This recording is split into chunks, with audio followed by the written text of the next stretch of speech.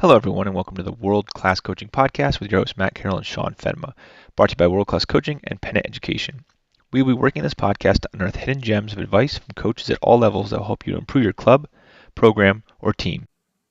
All right, hello, everybody. We're here again with the World Class Coaching Podcast, and today we have Josh Mehl, AD and former coach for Freehold Township. So as we jump into this, I know you've worked a lot with Fed, and I've kind of observed from afar, watching the short conference and the short conference tournament evolve and how all that works. So I want to talk a little bit, we'll kind of build up towards that. But obviously, this is a coaching podcast. You have that background. I want to hear some of the things, you had so much success at Freehold Township. Boil it down. We all like to put things in boxes, but like, what are the top three things you think? What are the top three things that you think like really drove your program during those years? What were your top like principles? Yeah. First of all, again, thanks for having me. You guys do a great job, and it's a pleasure to be here. I think, success obviously is quantified differently by everybody, right? But I looked at it a little bit differently. I was lucky to have, I think, the foundation of success is having good mentors and having really good experiences in the game. So I was really fortunate to be taught the game by some great coaches at a young age, and really instilled my passion for the game. And it wasn't just about being a successful player; it was about really being able to turnkey that to others. I went to Fairlawn High School, and my coach was Harvey Egan. He was fantastic. And when I was growing up, I was a good player, but I think I became a much better player as I got older, and I think it was because of the lessons he taught me. So at Freehold Township, I started coaching when I was 21 years old. And I think, when you're young and you're just kind of coming out of That's playing, wild. Yeah. yeah, you think you know a lot, right? And you do know a lot about the game, but you don't know a lot about coaching, not as much as you think you do. And I was really fortunate to work with Todd Briggs, who's a dear friend and a phenomenal Hall of Fame coach, who we really worked well together for a variety of reasons. And I think that was able, when I took over the program after Todd left, I think that there was a foundation that was established by him, but it was really important to me. And I think this would be the backbone of all the success that we had, is culture. And, the team wasn't just a team. It was truly a family, and we were connected on and off the field 24/7, 365. So this wasn't hey, it's August, it's soccer season, let's go out there and win. This was literally 12 months out of the year where we did stuff together as a program, and we're connected day in, day out. Teaching and being in the building and being able to shape young minds is not something obviously that I think any educator takes for granted, but I really miss those mornings where my entire team would come in and we'd be sitting in homeroom just talking about life, talking about the game, talking about who we were playing or what our focus was that day at practice. And that those like the kids would come in every single day energized, and it energized me. So I think, a lot of our success was because we were a family, and that dynamic kind of really pushed us to want the best for one another, and it translated onto the field. I think the other thing that's probably most important in terms of the field itself is knowing the game. I was a goalkeeper, and I see the game from the back forwards, because obviously that's how I played it, and I think it gave me unique perspective, right? Because obviously I wasn't a striker, I wasn't a central attacking midfielder, but it made me study the game even more and try to understand the perspective of the game from those positional players. And we really did emphasize under me, because that goalkeeping philosophy, like defense first. We were going to play phenomenal defense and keep you off the scoreboard, and then everything else that developed after that was, our tactical awareness based upon our personnel. So I think those three things really gave a recipe for success that really started translating when I was a younger coach, because the turning point for me was when kids were coming into the program every year expecting to win a short conference championship, expecting to win a division title, expecting to win a state sectional title and then some. And it wasn't just my expectation, it was theirs. So that's when I kind of knew it was working. I love that. Yeah, and I want to pull back to the second point you made about team bonding and family and stuff like that. But we kind of a theme we've had going on here. Um, we've talked a lot about is that idea of like, if you winning is contagious, like knowing how to win and having that mentality and having that edge. You can so many teams that are talented but don't have that pass getting into that situation. And we'll bring that up later on when we talk about the short conference tournament and how it really brings players that ability to be kind of battle tested going into playoffs.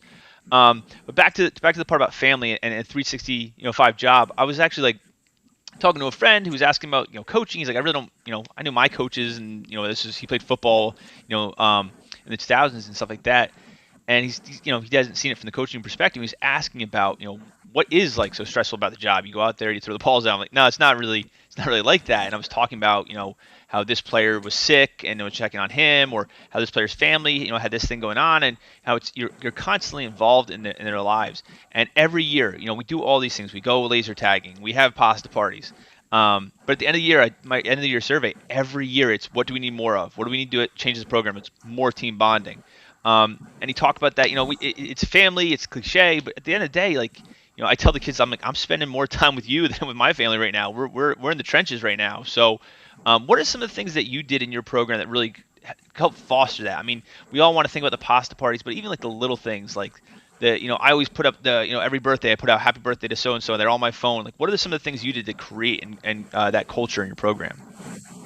Yeah, I mean, obviously we did the pasta parties, the FIFA tournaments, the footy golf, you name it. We did it. Footy golf, that's a good and one. I think you brought up a good point too, right? Like, if you love the game this much and you love these kids and your team this much, then you are family and you are spending more time with these kids than you are with your own family, right? I mean, you're going to work at 5 a.m. and you're getting home some nights at 10 o'clock at night, and you got to love that. You really better love that. And I think kids need to know that you love them. And I think that's really what it became. And I think, I don't care if you were first team all state or all American, or if you were the last guy on the bench. I think every single kid was treated the same. And like you just said, like, hey, I know it's your birthday. Happy birthday. You're going for your driving test, or kids, like, when kids would come to you and be like, hey, can you write my college essay for me? My recommendation letters, but it was just the little things. We would have lunch together. Everybody would come to my room at lunch, and we'd sit and we'd watch, YouTube videos and different games, or the World Cup is on, and Oh, we're yeah, having when the Winter World Cup, oh man, yeah, that was the yeah, best. That was the best. yeah, we're having watch parties, and we would all pick we picked names out of a hat one year, so everybody got assigned a team, and it was just like it was just fun. We did the same one. Yeah, Right. absolutely. I got Saudi Arabia, and I was like, man, but it was just fun, and like I think also when you don't take yourself too serious, like it's obviously important to take yourself seriously and establish a culture, and obviously I think my players knew that about me, but I think that we all could have open and honest conversations with each other, which it was respectful, but it was like the way a family does, like you would talk to each other, and there would be a genuine sense of care, and that's not just something that happens. Like, you're my coach, you're my player. We go out there and we just love each other, right? And don't get me wrong, like, not everybody that goes onto the field, whether you're teammates or not, is going to be best friends off the field. But I think that the expectation was that when we're together, like, we are going to do anything and everything for every single person here to be successful. And I think that every time that we got together, even if it was a social setting, we that element was there, but and I think it breeds competition on the field, where kids know, like, we're having fun, and there's a time to have fun, and there's a time to be serious, and we want to go out there and win, because winning isn't the end all be all of existence, but it sure is fun. That's why we're here. Yeah, it sure is fun when you do it. So I think that model, or that mantra, it's not something you can just say. You have to live it. And I think when kids, and they're so impressionable, right? Because we remember being those kids, and an adult really cares about you. And it's not just they care about you for 3 months when you're helping them win games. They care about you endlessly for life. It's a family. And I I love that love you that, brought up the Josh. part about finding the part for every person in the program. Like, that's something I always tell my guys. Like, listen, we carried 22 seniors this year, and it was a wild ride. And telling them was like, listen, like, what's your role in the team? It might not be the goal scorer. It might not be, you're gonna play every single minute, but like, you can be the guy that's like on top of everybody, about showing up, or you're the rah rah guy, or you're the pregame speech guy, or you're helping out with this thing, or you're making sure the young guys know what's going on, and you're passing things along. Like, you can find something that makes you a better person, a better play, a better father, a better husband down the road through this program, even if you're not really getting that time. So I love that you brought that up. I actually, Josh, just had that chat the other day with a fellow AD in the district, Mr. Dave's words. We were talking, and I really like that, and it hit on this whole idea: is if the kids see how invested you are, not in just in winning, just in them, and setting forth, like, hey, this is what we want to do, and they see how dedicated you are, they're going to follow. And I really think those years when Freehold Township had all those great runs is that's just a reflection of what a great job that you did. I love the World Cup reference. I remember I was sitting in West Windsor South when Brazil and Croatia were in PKs, and it was in the middle of switching classes, and there was just pods of kids. I was on hall duty, just pods of kids everywhere. Like, even our one vice principal, who was a girls soccer coach, was jumped in, just watching, seeing what's going on. I remember, like, what was a Croatia one, and I'm like, all right, no late passes, let's go. You're all 5 minutes late. Hurry up, get to class. Um, and I had a kid. We had a kid on our soccer team who was Argentinian, and was literally had just immigrated here from Argentina. And what was it, that third game Argentina needed to beat Mexico to get But through, yeah, yep, to and get through the group. Yep. he had gym class, and I was off, and I was going to be watching that game. And I went down to his gym class and to a gym teacher, and I'm like, hey, I need to borrow Geo for the entirety of class today. And he just gave like the puppy dog look to that gym teacher, and she was like, you need Geo. And he's just like, thank you, thank you, thank you, thank you. Yeah. But like, even there, it's just when you just go beyond, hey, you're a soccer player on my team. It's like, hey, I know that this is going to mean a lot to you, and it stays with those kids, and that's what we always talk about. Is that just for me a reflection of what we do. So Josh, my question is, had this great one with Freehold Township. How When did you know you wanted to make the jump to AD, and how was that adjustment for you? Other than just putting it out there, going to Freehold Borough from the one Freehold to the other, you had to do that off year on the quote unquote other side of town. But other than that adjustment, how did you know you wanted to be an AD? How did you know the time was right to make that jump from, especially the success you were having with Township at the time? Yeah, I mean, it's a really good question. Like a really good question. I don't know that it has one answer. I think it has a few answers. So I'll do my best to give you what my thought process was at the time. I don't know that I was ever ready to leave coaching. I don't think that. I mean, I don't think I ever would have left coaching. It was more about my own personal family, my wife and my kids, and seeing at the time my son, because he's older than my daughter. I have a 13-year-old son and a 10-year-old daughter right now who are heavily involved in the game that I get to coach right now, and I'll talk about that in a little bit. But I remember, I mean, I gave so much of myself to this program, not because it was asked of me, but because there was no other option for me. Like that was just, Yeah, it's all, you're all in all the time. I mean, that's just who I am as a person. I know. My wife's always And like, "You get paid for this? Like, do you have to do this? Like, is this I, required by the I school?" I'm like, mean, Oh listen, my no, yeah, God. we have to yeah, go. yeah. I live in Pine Beach, and I was driving up to Freehold. I was a beach patrol captain in Ocean Beach in the summer times, and I was driving up to Freehold Township 5 days a week, and we were doing summer league at night, and you're not getting paid, right? And that becomes harder and harder to justify being away from your family as they're getting a little bit older, you know. So the big thing for me was the year before my last year. My son, who was playing, I think he had something like 14 games, and I made it to one. and you're out there winning state championships and you're winning division championships, and you're looking in the mirror and you're getting home at night, and you leave and your kids are asleep, and you come home and your kids are asleep, and I'm not going to lie either. I am completely obsessed when I do something. I'm obsessive compulsive about it. So like we would win a game and I would come home and watch film. We would lose a game, and 2 days I was distraught. And I'm watching the game 4 times. So it didn't being a head coach and having that family dynamic is tough enough as it is. But as my kids were getting older, I felt guilty about coaching other people's kids who I love just like my own kids, but they're not my own kids. And so that was a major consideration for me. But I think it was more about the timing and the perspective that I wanted to be an athletic director because I care about kids and their experience.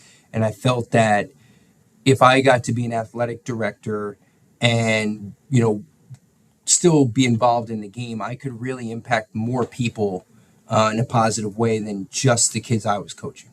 So those were the two main factors I think that I was struggling with in terms of wanting to pursue that opportunity. I had been interviewing a couple times throughout the years. I had definitely been a finalist in a couple places, but they say everything happens for a reason, and timing is whatever happens is the right thing that's going to happen. And Freehold Borough was the right thing for me, and I have nothing but love for Freehold Borough. It was a tremendous experience. Did anyone give you any stick from Township when you first did it? Oh, well, first of all, it was still the height of COVID when I came to Freehold Borough, so we were still wearing masks, and I didn't get to meet a lot of the Freehold Borough staff right away, or see their face, I guess, for a few months. But yeah, a lot of my township family was very like, "Oh, you're a traitor. I can't believe you're going to the other side of town." And then when I got to Freehold Borough, people were like, "You're a township guy," you know. And I was like, "Yeah, but I'm a borough guy now." Like, I really took pride in being there and trying to do my best for that school and that community, and I fell in love with it. That Yeah, it was community is awesome very having special. you on the sideline for that one year. Having you at all the games and even having you come give us some insight and everything. We were like, it's so awesome. We got Vinny now. Vinny's doing an awesome job, but we were like, it's so Yeah. cool. It's so cool having a soccer AD. Yeah, we're not. That's a good point too, right? There's not a lot of. I don't know how many soccer ADs there are in the state, right? Like, there's a lot of ADs out there with football, basketball, whatever. Not a lot. But yeah, but not a lot of soccer guys. And I how I feel about Parsh. I think he's one of the best coaches I know and one of the best people I know. And that's a very delicate balance too when you become an AD and you're a coach and you're used to doing things your way and seeing things your way, and now you're just trying to be supportive, be a supportive observer, right? And I said to Parsh like day one when I got there, because obviously we knew each other and we had coached against each other. Like when I'm on the sideline, I am not going to say a word unless you ask me, right? Unless you come up to me and you ask me my opinion, or you want to get my thoughts. Like that's not my role, right? I'm not the coach of this team. You're the coach of this team. I'm here to support you and the players. So that was definitely tough. It's always tough to watch a game when you're a coach, right? Because you have these thoughts and these philosophies, and so that it was definitely a transition, but the time was right.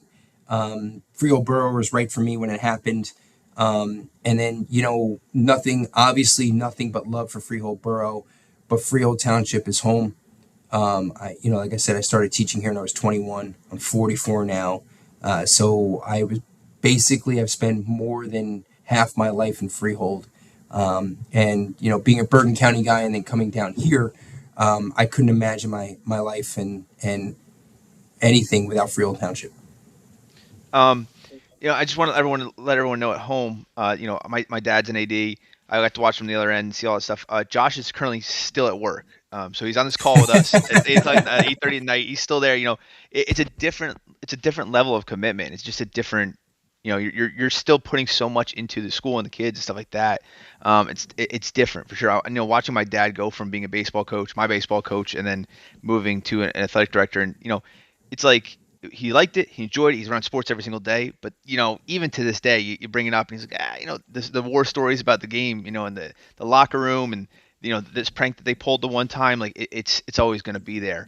And it's from it's a weird perspective. Like you're the administrator, you're the boss. You want the programs to be run the way you want to, but you're also there to like be supportive. You're a support person for these different programs. And we had Evan Rogers on one of our first episodes and talk about assistant coaches, and you're kind of from the other end, being the administrator, supporting these programs. And our friend Jason Zablo at Bordentown just did the same thing, jumped from a soccer coach to an AD. What are some of the things you think you would suggest that are really important for helping those programs out? Like you talked about, being there, but not, enforcing your kind of views on it. But like, what are the things you do to support those programs, not just soccer and sports in general? Yeah. I think, first of all, your dad is one of the best athletic directors I've ever seen. He's not a sponsor. You don't have to talk nice about him. No. This is all true. For me, he's been instrumental. He opened his arms up to me right away. He had no reason to do that. We didn't have a pre-existing relationship, and he's been just an absolute tremendous mentor to me, and he's really become a dear friend. And he's taught me a lot about being an athletic director. And I think, to answer your question, I think the first thing you need to do is observe, right? And I think it all comes back to culture, right? So like you need to observe and see what exists in order to support that.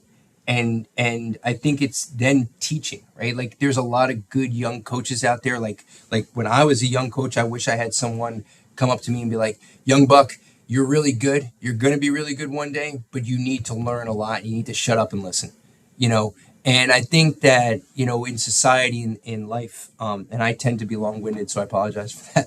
But I think, if we listen more, we observe more, we learn more. And I think that for me, it really just comes back to that. I want my coaches and all of my student athletes to know that I genuinely care about them, and that I will do anything in my personal power to make them successful. And that's not just fodder. That's not just some, hyperbole or some soundbite that sounds good to coaches. I think coaches who live in those trenches, kids who live the day in, day out existence of being a student athlete, when they see that you're committed and you're going to be there for them, like whatever it is, going to away games when you can, going to, we had a student athlete at the Borough who was in the school play, right? I'm at the school play because I want those kids supported the same way that this, all-state middle linebacker supported. So I think it's just about that cultural piece too of being there and being supportive, and only interjecting when there needs to be a little bit of a redirection, or there needs to be a little bit of a teachable moment. And I think it becomes a little bit more impactful when you don't speak all the time, and you only kind of give that advice, or if you only kind of give your perspective when it's necessary or when it's warranted. So, the older I get, the one thing that kind of rings true is that you got to be present. And when you're present, people notice, and I think that translates to the way people see you, and what your role is. It's so funny. Like I was like, wait, like I was just checking and the audio, make sure everything's right while you're talking, and I was like, wait, that's exactly what you just said about coaching. All the stuff you're talking about like building those relationships. And I was like, wait, did we skip the audio? We're right back. So, so would you say like, yeah, so like the coaching has brought in the AD, you're coaching the coaches, right?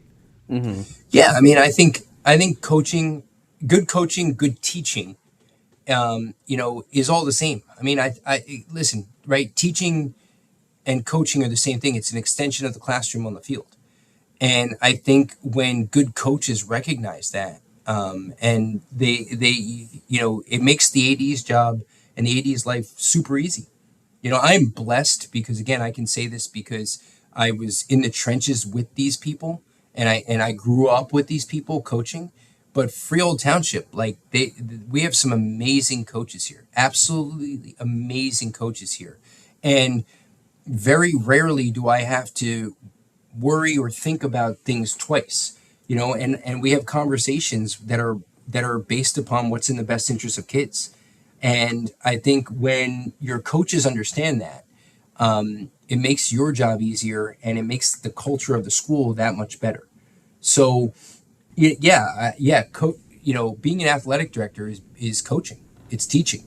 There's no distinction in my mind. And going back to your question, Sean, like that transitionary phase, yeah, there's a lot to learn, right? There's a lot that you're going to do as an athletic director that you've never done before as a teacher or as a coach. But the principal foundation of what your job is just coaching at a higher level, right? Coaching more people.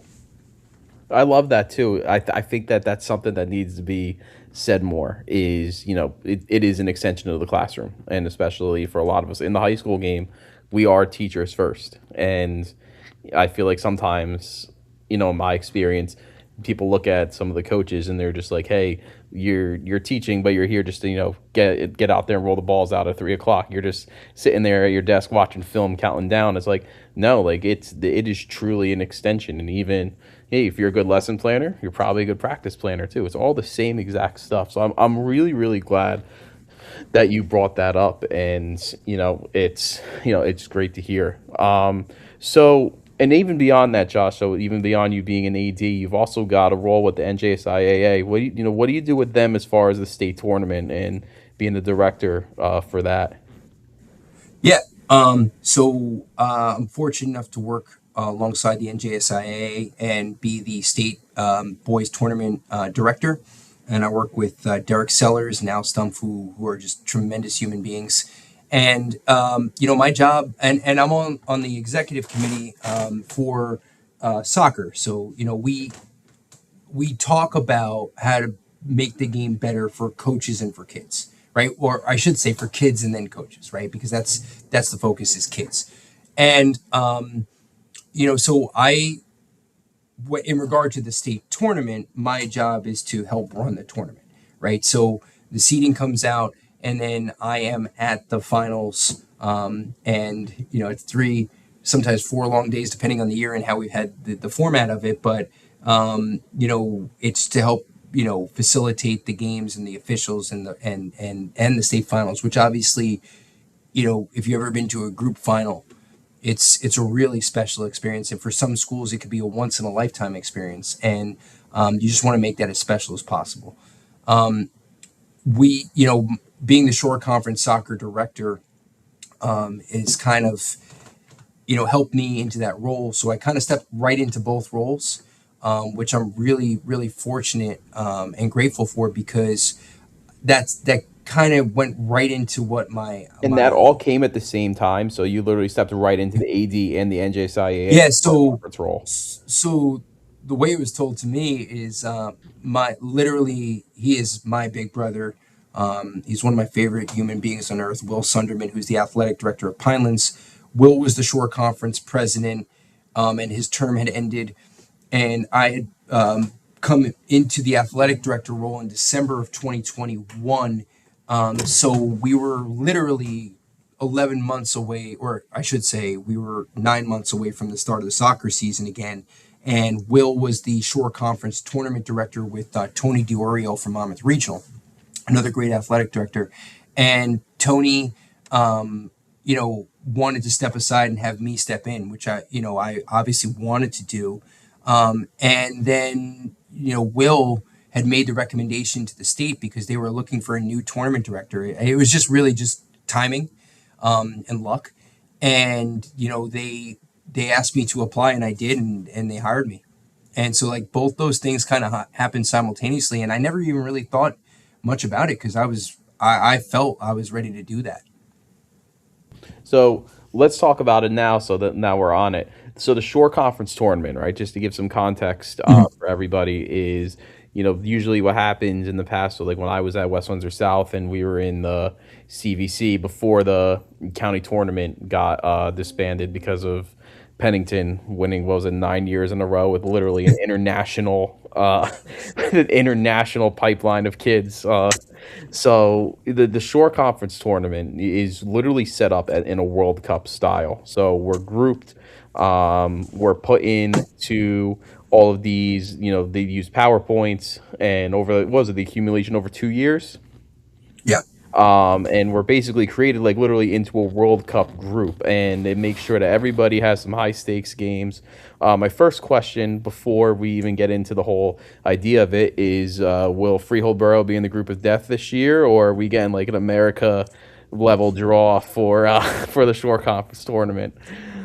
So, shameless plug, but on January 21st, Big State Sports is going to do the live stream and the live draw, and it's really going to be exciting. We have That's a awesome. really special program planned. It's going to be held at Freehold Township. It's not open to the public, but it's going to be live streamed out. And Big State Sports is the Shore Conference media partner, and they do all the finals for the Shore Conference, and they do a tremendous job. If you've never listened to any of their broadcasts, you should, because they really, really are an exemplar around the country. It's a national company.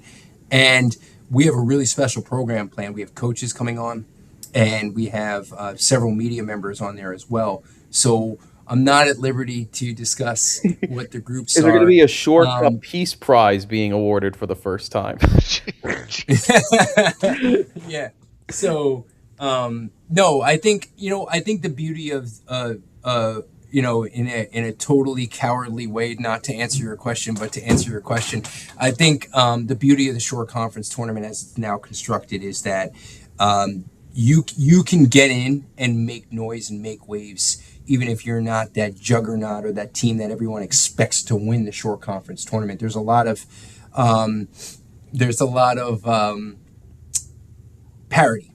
Yeah, Tom's River North think was in the Coaches Cup this year. The perennial Shore Conference, power, and they won the Coaches Cup, but yeah, they did not make the next round. So Josh, where did the idea come from? What went into creating this idea? And and like the beauty of what the Shore Conference tournament is. Like, tell us a little bit about it. Yeah, it's a very long story, and I'll try to condense it into a reasonable time frame. But I had a conversation. He might not even remember this. I haven't spoken to him in a while. But Coach Riley, who is the coach at Ocean, had mentioned at a coaches meeting once that it would be really cool if we had a different format of the World Cup in the Shore Conference tournament. There weren't really any conversations about what that looked like. There weren't really any tangible factors on how to implement that, but it stuck with me. And it was when I was a young coach. It was a very informal conversation, and then as the years kind of started progressing, and Freehold Township was having success, I became a little frustrated because we would be a very high seed in the Shore Conference tournament, and there was a few years where we got upset. Monmouth Regional beat us one year, and Raritan beat us one year, and nobody would pick me up. Nobody. Right? Here's a team that just lost in the Shore Conference tournament, is just looking for meaningful games before states, but nobody would play me. And then I would go into scheduling the following year, and I try to pick up Shore Conference teams, and nobody would want to play me, right? Except for a couple of teams, that played us every year. So, big shout out to Joe Mahan, who's a phenomenal coach at Toms River North. He always would play me. Steve Beto at Jackson would always play me. But there was a lot of coaches in the Shore Conference who didn't want to play me, which is their prerogative. It's their right. So I went out and started playing the best teams I could find. We played, Elizabeth every year. We played, every top 10 team in the state. I think in 2016 we had 7 losses, and 7 losses were to Hunterdon Central, CBA twice, Marlboro twice, who was in the group final, and whoever else it was. But I think 7 of our losses were to the top 5 teams in the state of New Jersey. So it really got me thinking about what would the World Cup tournament look like. And then it was, the other factor was, every year it seemed like when we didn't get a bye, Freehold Township, we would play a team that we probably didn't have any business playing. and we would smoke some team in the first round. And I was thinking to myself, like, how is it good for that team to be playing us in the first round? It's not good for us because we're not getting any power points out of it. And the only thing that can come out of this is that we walk away healthy, right?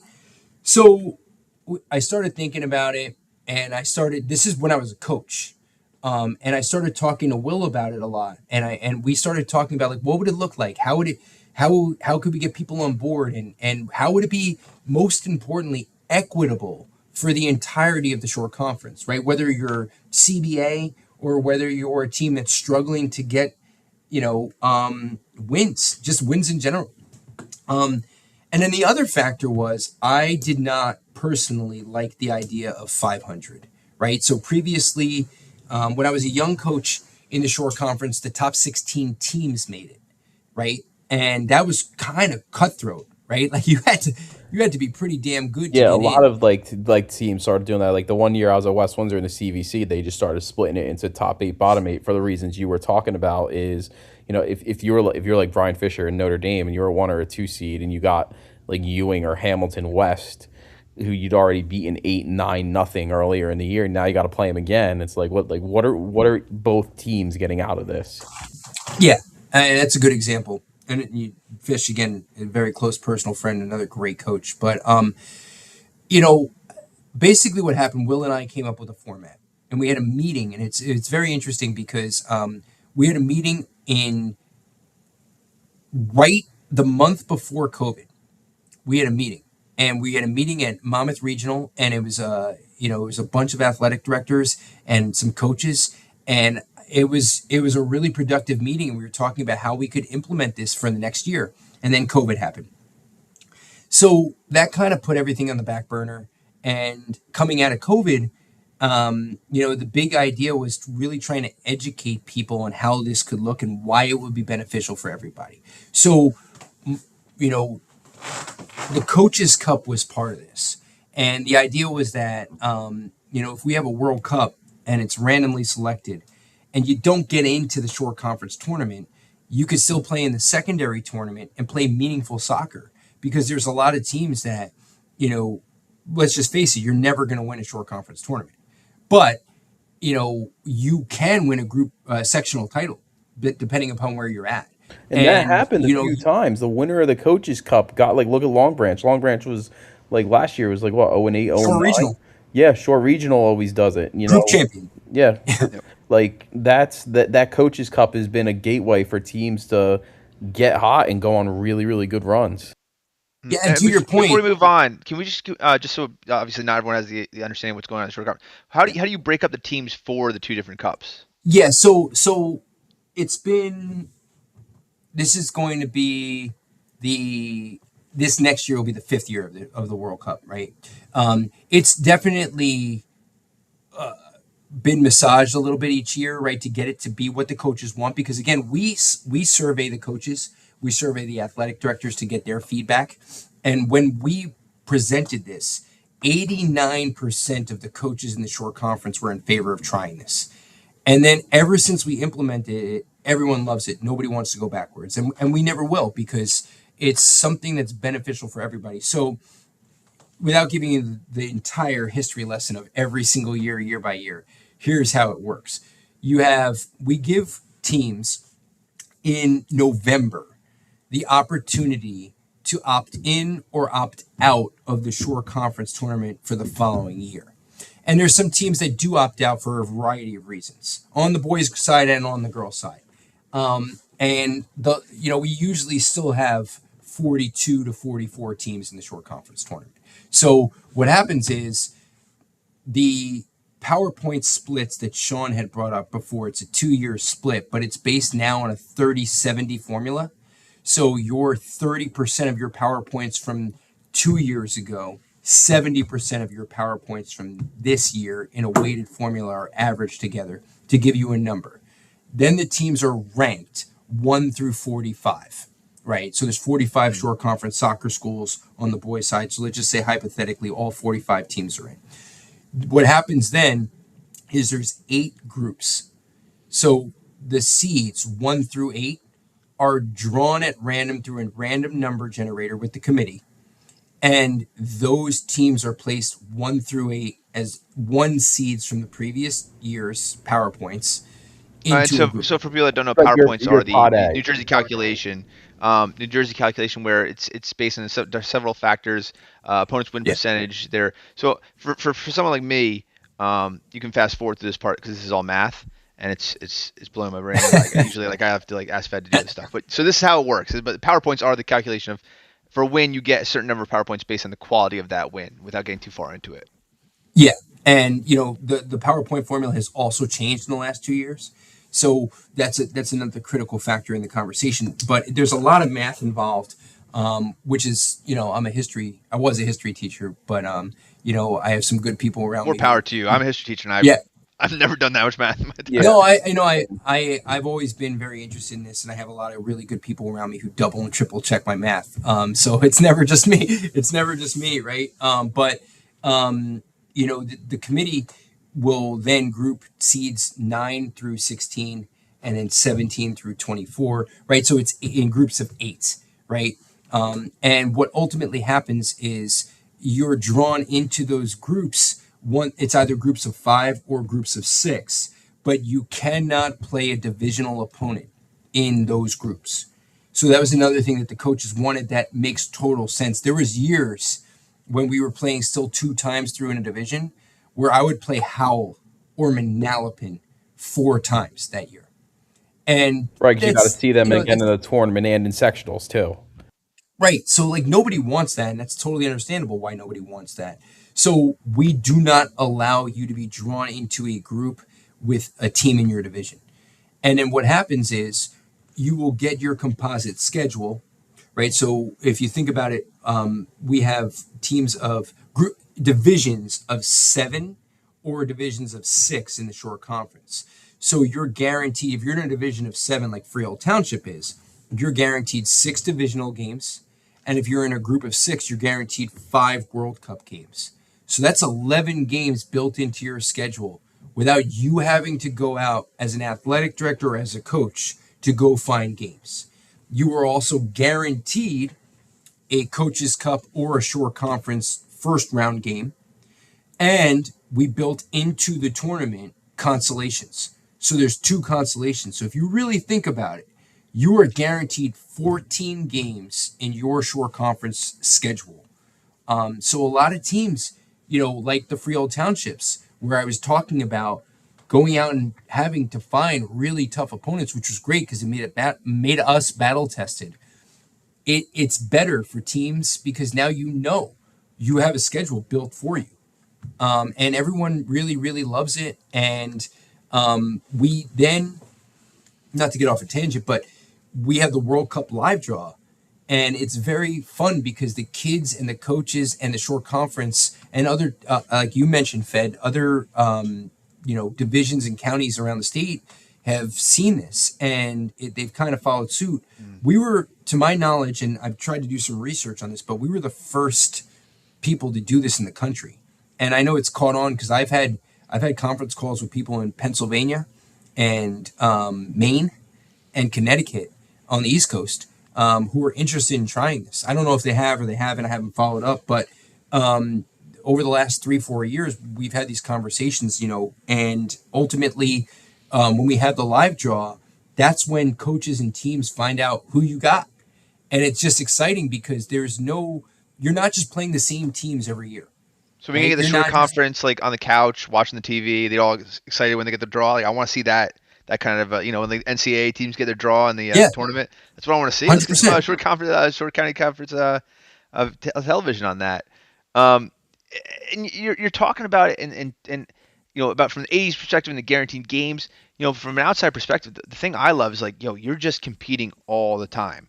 There's Yeah. so many games throughout our season where it's I want to play this team and it's good for PowerPoints, but PowerPoints are as important as they are, it's like a vagary. It's like eventually if these add up down the road, it will impact your state seeding. And for a lot of kids, I feel like they're not really thinking about state seeding on a concrete term. Like they're thinking, it's down the road, it's something we should be looking for. But in September, they're they're not thinking about that. They're thinking about games, but hey, this is a team. They're not in our division. It's not for a division game. It's a crossover game in our conference that we have to play. You tell them PowerPoints and We try get to up for explain it. the process, and they're just like, "What the hell are you talking about?" I have some of the smartest kids in the entire school. They still can't.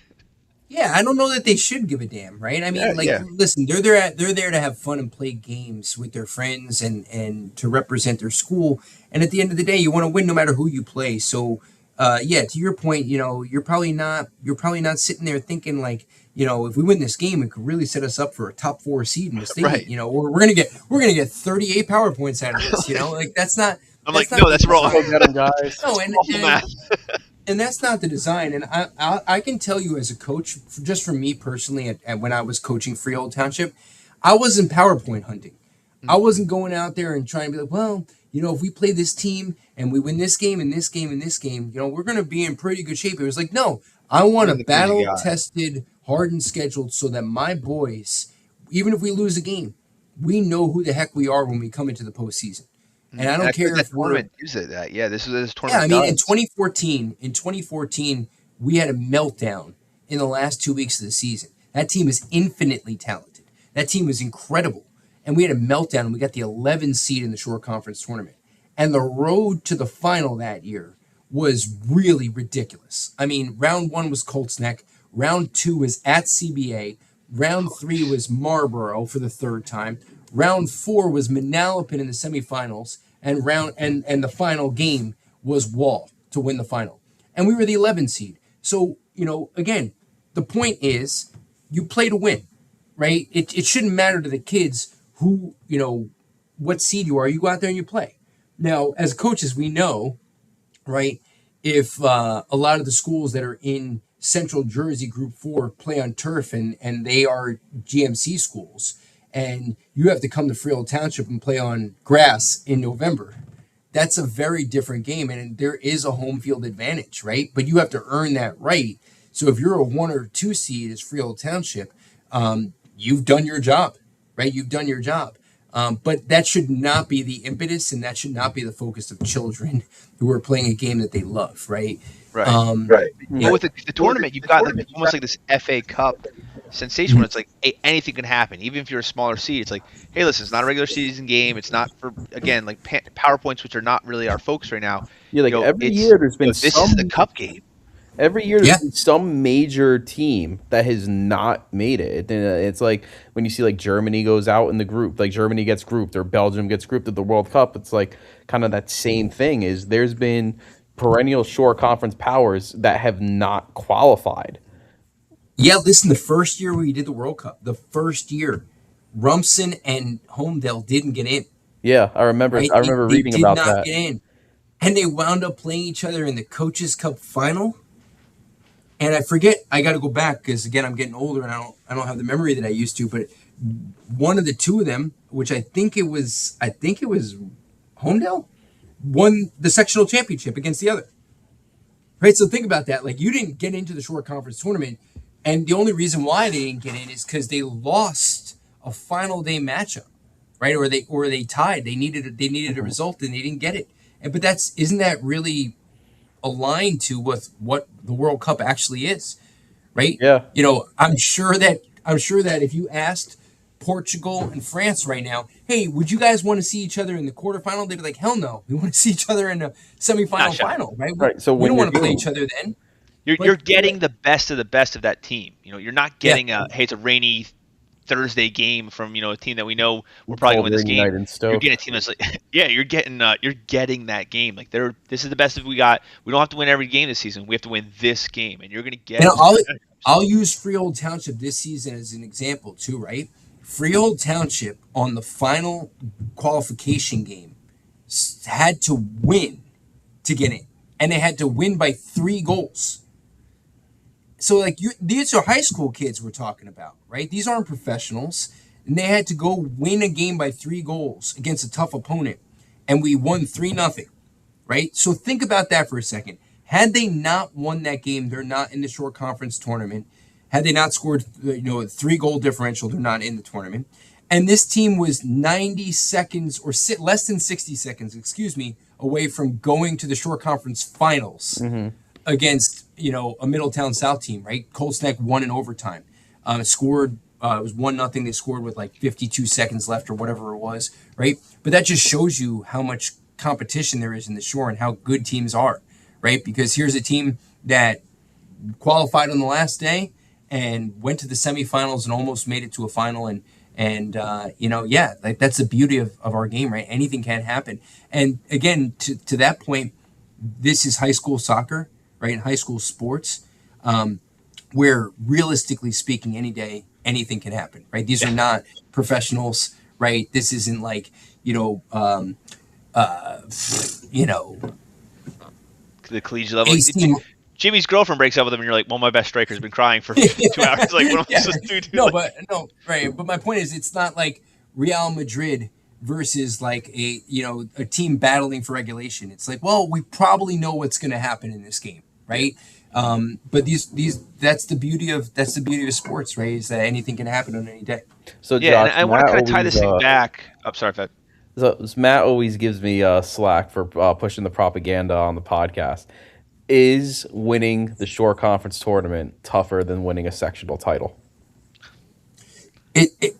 So it's funny you say that, because I feel like I heard somebody talking about this the other day, and I completely disagreed with their perspective, only because, oh man, it's so hard. The truth of that is, I think it depends on who the team is, because I'll tell you right now, for Freehold Township, and again, I know I keep using my own personal experience as the barometer, but I think that it's a really good conversation. I think winning a Shore Conference championship is infinitely difficult, right? I think it's one of the toughest things that you can do in all of high school sports, but I think it also depends on what group and section you're in, right? Because Central Jersey Group 4, oh my God, and this is just my personal opinion, I think pound for pound, it is the hardest section in the state. I do, and I'm not sitting here trying to debate that with anybody. There's some great teams out there, and there's some great sections. But when you look at Central Jersey Group 4, to come out of that, it's not even just about being a great team. You need some luck too, right? You talk about those GMC programs like Steve McKenzie's Monroe, which is every year. Every single year, Chris Haston and South Brunswick, Hunterdon Central, Howell, Manalapan, Marlboro, the New Brunswick, East Brunswick, teams I'm even forgetting right now. And there's been years where Long Branch is there, right, and the groups, and it changes, and it's so difficult. There, yeah, I'm sorry. Of course, Princeton. Like, right? That was like the one year when I was at West Windsor South, when we made the semis. We beat Manalapan in the first round. Mm-hmm. North Brunswick was the 16 seed North Brunswick was the 1 seed. They lost to Sayreville, who was the 16 seed, and then Howell was a 14 seed. We were an 8 seed hosting the semifinals in 2023. I did the math to the guys from the start. I'm like, guys, like the average seed of the team playing in the final of this section is like a 7-something. And I think you guys beat Howell that year in the final. Yeah, for the third time, right? Which is, it's so hard to do that. Beat a divisional opponent, a rival, someone who, again, Howell's 5 miles away from Freehold Township. So, it is really, really, really difficult. I don't know that one is more difficult than the other personally, from my perspective. But they're both really, really difficult. And I think that if you're going to win a Shore Conference tournament any year, no matter who you go through, no matter who that team is, your name's etched in history as one of the great teams. Like, look, that Middletown South run this year, absolutely incredible. Dan Reverso is a great coach. But to win not only a Shore Conference tournament and then go win a sectional tournament and then go to a group final against, Evan Baumgartner, who I played against in high school, who is a Hall of Fame legendary coach, in a group final, like, that's insane. Wow. To win a sectional title and a Shore Conference title in the same year, that's the dream, right? Mm-hmm. And there was years where, like, listen, every year, like I said, when I was coaching this team, like, that was the expectation. The division title was checking box number 1. Going out and winning, a short conference title was box number 2 and a sectional title is box number 3 and maybe even a group title.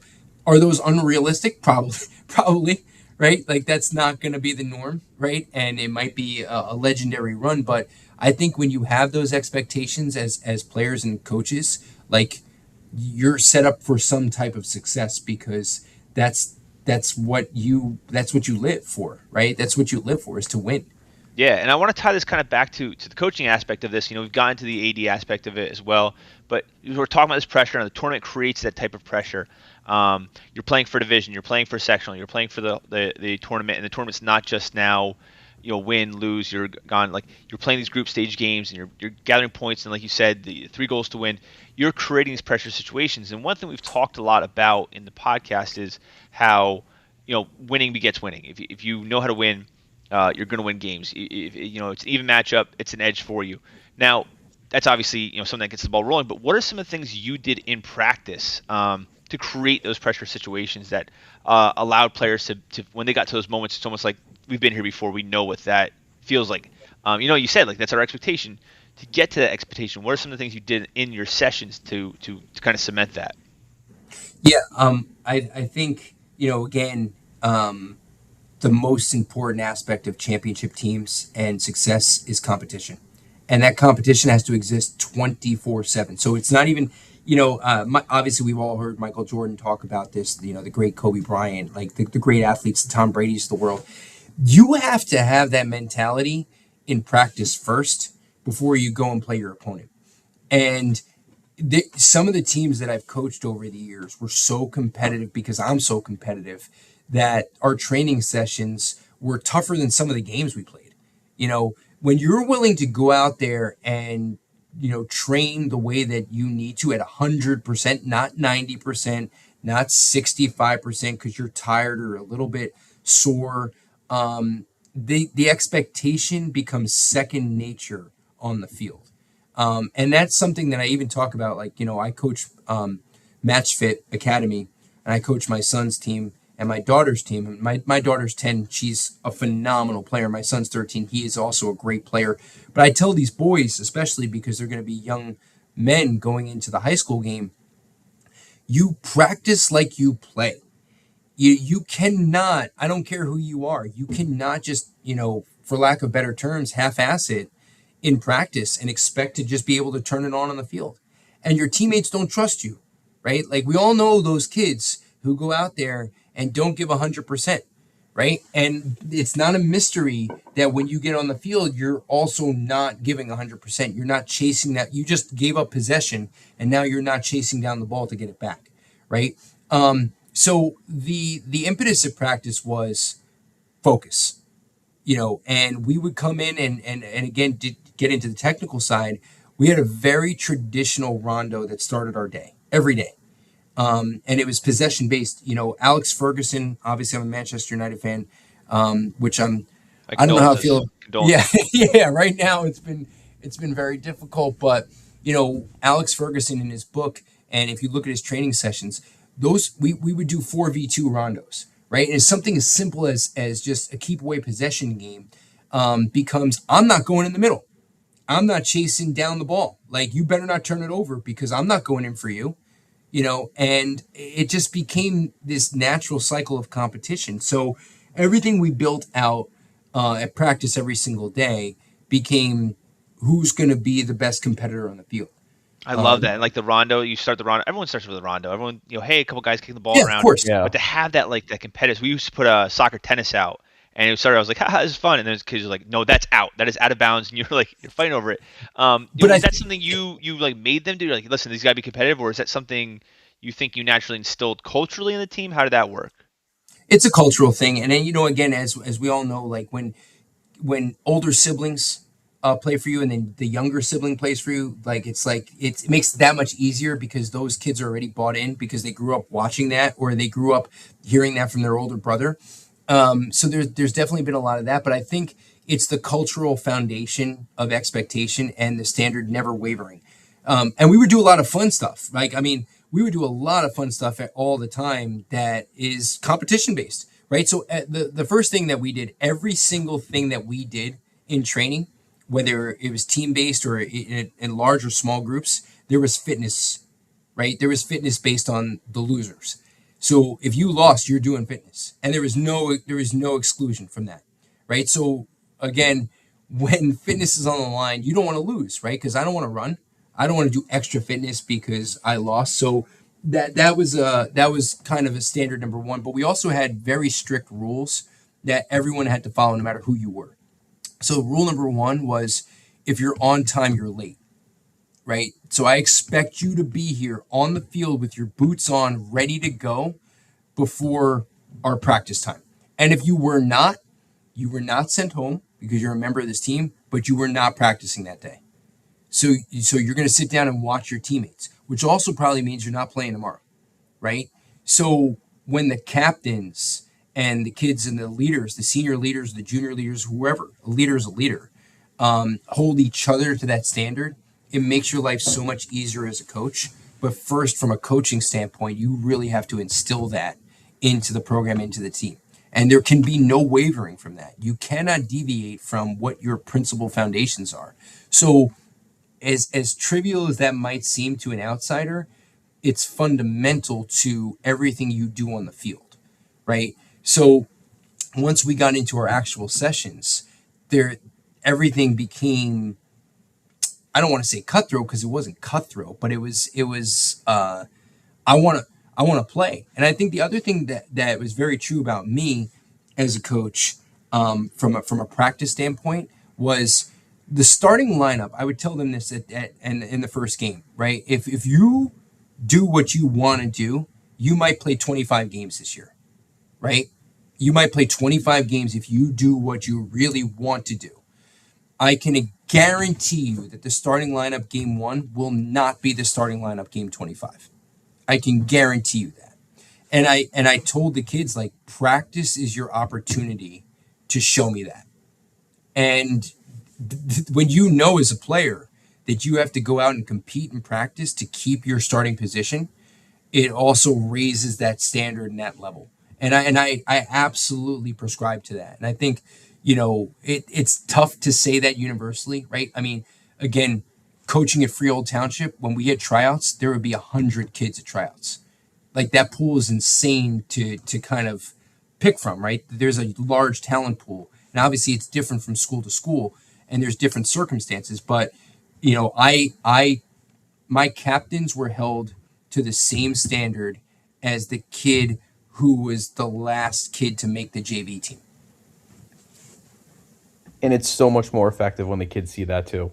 It you if I forgot who said it too. Somebody was like, yeah, if you coach your best player the hardest, everyone else is following. And if they're held to that Yeah. same kind of idea, they, like, so many times you just see, oh well, he's the captain, he's the star, I'll kind of let him slip on this thing, or even, Josh, before we get into our last thing with your drill, have you ever been in that situation? And, kind of what were your actions when you're looking at that? Like, hey, my star player didn't follow a team rule, or, wasn't meeting some type of expectation. Hey, we might be playing for a division title, or we might have something big on the line tomorrow. Like, what were some things that you kind of did in those situations when you were faced with that? Yes, I mean, again, 18 years of coaching. There's a lot of situations that I can think of over the years. You know, I one of the things, again, and I just wanted to go back to this real quick, because we talked about the field being the extension of the classroom. Like, number one, your grades were paramount to everything else. Like, I checked your grades every week, and if you were not holding up your end of the bargain off the field, you were not getting to participate on the field. Now, that's not a permanent, right? That's not. It just means, like, until we get right where we need to get right, because I'm trying to teach you life lessons, right? I'm Yeah, trying I to teach love you what. that. Like, that was a big talk that I had with Dave when I got the Colts next job for lacrosse, is that whole idea of being, like, proactive, not reactive. So I love that, like, checking on their grades, because, hey, Yeah. most it mirrors. Like, I always tell my athletes, it's not a coincidence that you see so many times that this kid, hey, he's all state soccer player, they're Division One or whatever, all conference guy. Well, they're also like a 3.9 GPA, NHS. Like, it's not a coincidence. No, it's not a coincidence, and I think that's that all the credit goes to the families and the parents who raised these kids the right way. I'll tell you a story that I think kind of goes along those lines. And it was 2020. It was in the COVID year. And the team that we had back that year had just won the short conference title as juniors. And I thought it was probably the best team in the short conference. Now, a lot of factors impeded that, right? We didn't get to train the right way. We obviously had to follow all the COVID mandates. So it definitely affected the season. I know it affected it for every school. But I had a player on that team who was the short conference player of the year before. And honestly, is like a son to me. He's the toughest kid I've ever seen in any sport. His name is Zach Arico. And Zach Arico, in a division title game, in the pouring rain in Marlboro, really, really, really badly sprained his ankle. Like really, like he probably is as close to a break as you can get without breaking it. And he went down hard. And this was, like I said, he's the toughest kid I've ever seen on a field. And he could not continue. I mean, he was down on the ground crying. And I had to carry him off the field physically. And I think, looking back on it, I obviously I was devastated for Zach, but this was for the A North Championship, and I'm carrying him off the field, and I subbed the player on, and we're going to need a lot of help that day. But I think the true test of that team, and one of the things I would look back on and be really, really proud about, is that at no point in time did I have any hesitation or thought about like, oh no, what do we do now? Oh no, who's going to step up and help us win this game? Like they did, because they were trained to do that, and that was instilled in them. And I never had to discipline a player. I never had to say, you're not playing today because you're not a good teammate. And I never had to, worry about kids wanting to play and give 1,000%. And I think it goes back into what we talked about, that family role. Like we would all run through, they knew I would run through a wall and do anything for them. And I knew they would do that for me and for each other. And so when Zach went down in that moment and an A North championship is on the line, it was just next man up. Like, let's pick our captain up. Let's win this game for him. And we did. And I remember getting back on the bus, and they sent a very small van to pick us up. And it was the only time in my career that happened. And we were all soaking wet. And we got on the bus without Zach because he had gone to the emergency room. And it finally dawned on me like how special these kids are, right? Because like they won for their brother, they won for their captain, and it wasn't even a hesitation about who was going to step up and do it. It was just like, this is what we do for each other. This is what is expected, and that obviously comes over time, right? That comes over time when you're a coach and you're in this for so long. But we were there, and I was really proud of, most importantly, of my entire tenure, that cultural aspect. Yeah, love it. That's the dream, man. It's That's not the dream. overnight. Yeah, it is not overnight. It is not overnight. Matt, hey guys, I know soccer. You should just trust me and do everything the way I say you should. Yeah, I know what I'm talking about. Just do it. Yeah. So Josh, kind of, speaking of, guys, like I know my soccer. Make sure you listen to me. Kind of bring it home here. You were going to share a drill that you did, with Freehold Township, like favorite drill. What's something that you can share that's tangible that somebody who's listening to this can take away and use in their practices? Yeah, I'm a big fitness guy. I had a saying here. It's probably not true, but it sounds really good, and I think it's good coach speak. But it became truer as the years went on, and I called it the 99-to-1 rule. So I would always talk about how 99% of the time we're going to be more talented than the team we play, but 1% of the time we're not going to be. So we better be 100% more fit than the other team 100% of the time. So we really, really, really instilled fitness into our program to the point where, we might as well have been, a lot of our kids were track champions. A lot of our kids went into winter track season and spring track season and were winning state championships for Todd Briggs, who is a Hall of Fame coach. And we would take that mentality onto the soccer field. So one of the drills that I absolutely loved is we would do a 3v2 transition drill from midfield, where the defenders are behind the ball. So the defenders are at midfield, and the attacking players are about 10 yards ahead at 3 different cones spread out across the midfield line. And once the player from midfield touches the ball coming forward, there's a player that comes off the end line from where the keeper is. And it becomes a 3v1 with the 2 players chasing to catch up. And then their job was to win possession of the ball and then build out and score counter goals at the midfield line. And once they did that, the offensive players went into the defensive line and the defensive players went into the offensive line. And the reason why is because I wanted the players to be complete players. So, if you said to me, I'm a center back, and I said, okay, you are a center back, no doubt, but I might need you at striker because you're 6'4", and I might need you to go into a game and score a game-winning goal in the right situation. And, again, selfishly as a goalkeeper, I was a goalkeeper. So there's one position for me and only one position for me on the field, right? And I had 2 left feet. But if you're a field player, you better be valuable at 10 other spots, right? Because I used to say to kids all the time, I used to have kids come, Freehold is a tremendous soccer community, right? You have Manalapan, you have Colts Neck, you have Howell, you have, Marlboro and Township, and all these kids grow up playing together on the same club teams or in the same towns, right? And I would say to kids, like, what position do you play? And you're like, I'm a center attacking midfielder. That's great. You are. Yeah, like, there's no doubt you got great feet. But the kid in front of you, he's a junior and he's first team All-State. So you're probably not a central attacking midfielder. So would you rather be the third option off the bench as his substitute, or would you rather be the best right back that we have? Mm-hmm. It's great. So, that I know that drill is very elementary, but the idea of it is that competition, and that I'm not just going to be, winning the ball and distributing out of the back. Like, I could be anywhere in the field at any given time, and I need to be prepared for that. A kid who's playing right now, who's had a great career at Stockton, who's one of my favorite human beings that I've ever come across on this planet, Noah Jones. Noah Jones played every position for me on that field except keeper.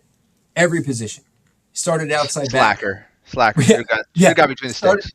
Started at outside back, and then came to center back, and then was central defensive midfielder. At times played outside midfielder. At times played striker.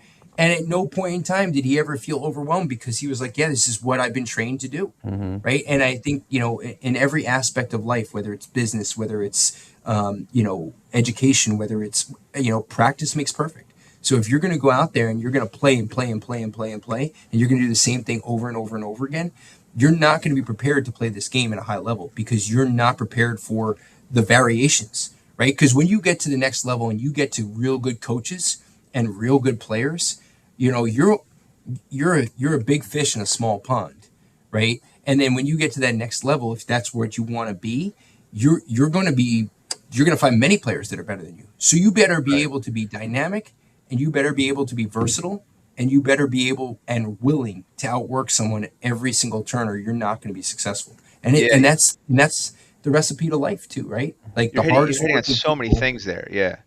Like, you're talking about, well, the first thing you said, like, was like, oh, it's like a little trivial. That's not like, that's really what we've been focusing on, is like, it's some of those are the best drills, like the simplest drills, because it's about how you're coaching them and when the coaching points that you're bringing in, and talking about that. But the variety and having players, and we had a kid that, was our starting central defender, and we put him up to attacking mid, and he scored a hat trick against our divisional rivals. And it's just like, yo, that's what it's about. And I think a lot of times, the difference that high school is, and we've talked about this with the tournament, is, and we even kind of, I feel like we started with this, is it's not about winning, but we're here for winning. We're all here to work towards that goal of winning. If we don't achieve the goal, that's how we manage it, and it's what defines us. But that's what we're working towards, and you're seeing that in that competition. Like, yo, would you rather be bench player or starter? Would you rather be, hey, I get to play my position, but we lost the game? And I think that drill really instills that level of it. And again, it's not the drill itself; it's how you're attacking it. I think you bringing that really kind of brings that home. Is like, yo, dude, you might not be that guy in that spot, and you might have dreamed it, but like, hey, when we're all celebrating at half field, no one's worried about which position you were. I'm truly an attacking center mid. Like, that's not what people are looking at. Yeah, like ours. Yeah, Fed said it before. I mean, I pride myself on being really organized. And, when I went out on any session, even right now with my kids, when I go out and I'm training their team, my practice plan is very meticulous, and it's meticulous to that day and what we need to get better at. So it's written out. It's a written out plan, just like our lesson plans are, right? And I know, when you become a veteran teacher and you're used to just, teaching, and you could do it off the cuff, and because you're an expert, right? You've been doing it so long. But even after 20 plus years of coaching, even right now, I write everything out because I need to visualize it in my mind before I bring it out into the field for those kids. Because I'm writing what I already know, and I'm still writing it down. And I'm like, I know what I'm thinking. I know I'm going to do this. But I used to get made fun of. I have little duck tea cards. Shout out duck tea, be a yeah, sponsor.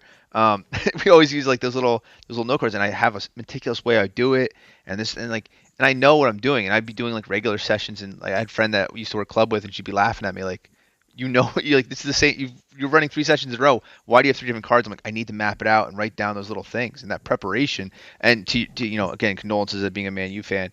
But in Alexis Ferguson's book, that's one thing he talked about was like the preparation. Now he always talked about like not having a note card practice because you should already know it and be like that level. yeah, but Like Pep Guardiola's got a Benihana menu out there and he's got the whole thing. But that yeah, but I think the preparation, difference having there, it, yeah, 100%. I think, and I know I remember that exact chapter, but great you book. know, the difference there is that, like, Your guys coach maybe, in, yeah, maybe if who's the United caretaker? Almiron. At least he wasn't drinking a Man City cup or out of a Liverpool cup. Arsenal yeah, Cup. yeah, So, yeah. But I think that when that's your life and that's your only aspect of life, that's your job. Like, you are the Manchester United manager. Like, yeah, I I read better it too. I was know, like, right? all right, Like, yeah, Fergie. yeah. But like, I think that, when you're a husband and you're a father and you're an educator and you're doing so many different things throughout the day, like, you need to prioritize those drills and those things on paper. Like, it's interesting because I I feel like if you're ever going to be a successful person in life, you need to be a lifelong learner, right? Like, I know that's all cliche and that's all stuff people say, but it's really true. Like, what's funny about cliches is, like, most of them are actually really, really true, right? But one of the people I respect the most in the world is Ted Gillen, who's the athletic director of Toms River Schools. And Ted Gillen played for the U.S. national team. He played for the Metro Stars. He played at Penn State. He's capped. He's one of the best players ever coming out of New Jersey, but he's also one of the best coaches I've ever seen. And I watched Teddy. Teddy's got his son's a little bit older, and I watched Teddy, and he's got his practice plans written out just like I do, right? But I watch him, and I watch other coaches that are great. And the thing that I think that when you're a coach and you watch other coaches, it really, you should steal little things from everybody. And when I write out my practice plans, it's my way of getting my thoughts out. So when I look back at that map, I feel like I'm doing what's in the best interest of my kids, right? Because I think that a lot of times, some coaches go into training sessions with kind of an idea, but not a plan. Like, an idea is not a plan, right? So when Dream. you go Yeah. into Yeah, so when you go into those sessions with an idea, it's not going to become something that meticulates into action. Like, your kids aren't going to learn that because you're not really selling them on that, right? So if I go into, I try also when I train, I try to, I mean, I talk, but I try to talk very little throughout the session because I want to explain the drill and I want them to make mistakes. I want them to go out there and experience, what we're trying to implement so that the next time we do it, right? And the time after that, and the time after that, and the time after that, it becomes second nature. And I think the only way you can do, for me, the only way that works as a coach is when I write things out, when I have a practice plan. And it helps too because we play a match and there's something that didn't work, right? That we did train all week long. Then I can go back and be like, that doesn't work, change it. And not to them, but to me. Look in the mirror and change your plan because your plan did not work this week. And something about it doesn't mean it's wrong, but it's something about it is not resonating, right? So we got to find another drill or another strategy or another tactic to emphasize that. And I think that's what good coaching is.